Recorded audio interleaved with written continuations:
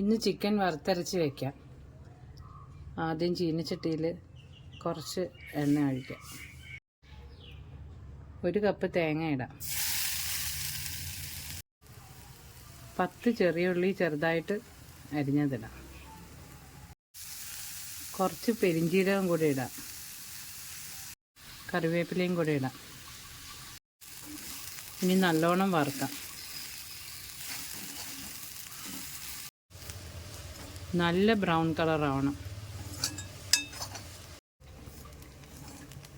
തേങ്ങ ഇപ്പം മൂത്തിട്ടുണ്ട്. ഇനി തീ ഓഫ് ചെയ്യാം. തേങ്ങ നല്ലോണം തണുത്തതിന് ശേഷം അരച്ചെടുക്കാം. ഒരു ചട്ടി വെച്ച് വെളിച്ചെണ്ണ ഒഴിക്കാം. എണ്ണ ചൂടായിട്ടുണ്ട്. ഇഞ്ചിയും വെളുത്തുള്ളിയും ചതച്ചതിടാം.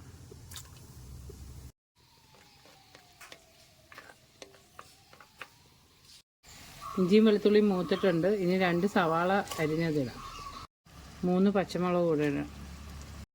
കുറച്ച് കറിവേപ്പില കൂടെ ഇട്ടിട്ടുണ്ട്. ഉപ്പ് കൂടെ ഇടാം. ഉള്ളി വഴണ്ടിട്ടുണ്ട്. ഇനി തക്കാളി ചേർക്കാം. ഒരു വലിയ തക്കാളിയാണ് ചേർത്തിട്ടുള്ളത്. ഇനി പൊടികളിടാം. മഞ്ഞൾപ്പൊടി, ഗരം മസാല, മുളക് പൊടി 1 ടേബിൾ സ്പൂൺ ആയിട്ടത്, മല്ലിപ്പൊടി 1.5 ടേബിൾ സ്പൂൺ. ഇനി ഇതിൻ്റെ പച്ചമണം ഒന്ന് മാറുന്നത് വരെ വറുക്കാം. ഇനി ചിക്കൻ ഇടാം.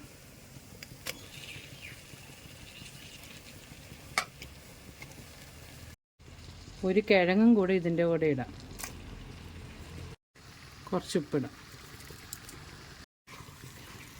ചിക്കനിൽ നിന്ന് വെള്ളം ഇറങ്ങും. ഒരു 5 മിനിറ്റ് ഒന്ന് അടച്ച് വയ്ക്കാം. വേറെ വെള്ളമൊന്നും ഒഴിക്കണ്ട. ഒരു 5 മിനിറ്റ് കഴിയുമ്പം ചിക്കനിൽ നിന്ന് തന്നെ വെള്ളം വന്നോളും. ഇപ്പോൾ കുറച്ച് വെള്ളം ഇറങ്ങിയിട്ടുണ്ട്.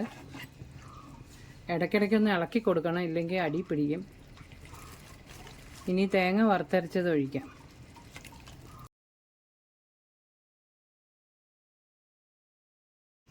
ഇനി ഇത് വേവട്ടെ. തീ കൂട്ടി വെച്ചിരിക്കുക. അടച്ചു കൊടുക്കാം. കറി വെന്തിട്ടുണ്ട്. എണ്ണ തെളിഞ്ഞിട്ടുണ്ട് വെന്ത്. ഇനി കുറച്ച് കറിവേപ്പില ഇടാം.